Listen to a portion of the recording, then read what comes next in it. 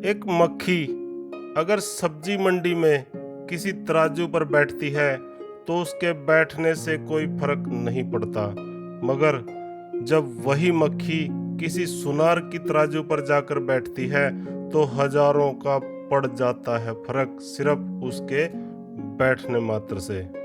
तो दोस्तों, आप कौन हैं, कैसे हैं, क्या करते हैं, आपकी काबिलियत क्या है, इसका इतना फर्क नहीं पड़ता, इसका इतना महत्व नहीं है जितना फर्क, जितना महत्व इस बात से है कि आपका उठना बैठना कहाँ पर और किन लोगों के साथ है। दोस्तों, एक संत की कथा में एक बहरा आदमी सत्संग सुनने आता था। वो एक भी शब्द सुन नहीं सकता था। किसी ने संत श्री से कहा, बाबा जी, वे जो वृद्ध बैठे हैं वे कथा सुनते सुनते हंसते तो हैं पर वे बहरे हैं। बहरे मुख्यतः दो बार हंसते हैं, एक तो कथा सुनते सुनते जब सभी लोग हंसते हैं तब, और दूसरा अनुमान करके बात समझते हैं तब अकेले में हंसते हैं। अब बाबा जी ने कहा, जब बहरा है तो कथा सुनने क्यों आता है? रोज एकदम समय पर पहुंच जाता है, चालू कथा से उठकर चला जाए ऐसा भी नहीं है, घंटों बैठा रहता है। बाबा जी सोचने लगे, बहरा होगा तो कथा सुनता नहीं होगा, और कथा नहीं सुनता होगा तो रस नहीं आता होगा, रस नहीं आता होगा तो यहाँ बैठना भी नहीं चाहिए, उठकर चले जाना चाहिए, यह जाता भी नहीं है। अब बाबा जी ने उस वृद्ध को बुलाया और उसके कान के पास ऊंची आवाज में कहा, कथा सुनाई पड़ती है? उसने कहा, क्या बोले महाराज? बाबा जी ने आवाज और ऊंची करके पूछा कि मैं जो कहता हूँ क्या वह सुनाई पड़ता है? उसने कहा, क्या बोले महाराज? बाबा जी इस बार समझ गए कि यह नितांत बहरा है।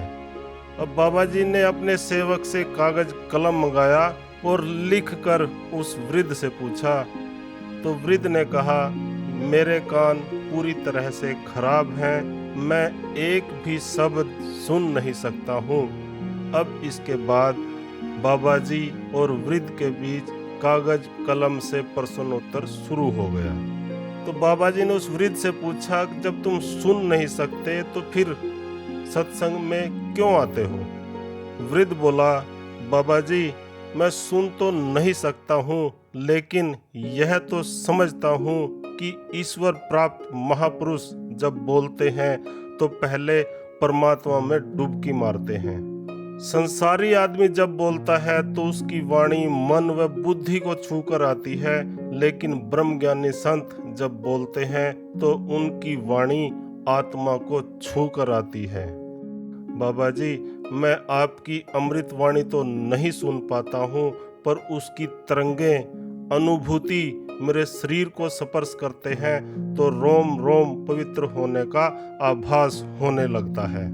और बाबा जी, दूसरी बात, आपकी अमृत वाणी सुनने के लिए जो पुण्य आत्मा लोग आते हैं उनके बीच बैठने का पुण्य भी मुझे प्राप्त होता है।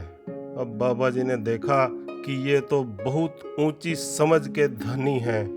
बाबा जी ने कहा, दो बार हंसना आपको अधिकार है, किंतु मैं यह जानना चाहता हूँ कि आप रोज सत्संग में समय पर पहुँचते हैं और आगे बैठते हैं, ऐसा क्यों?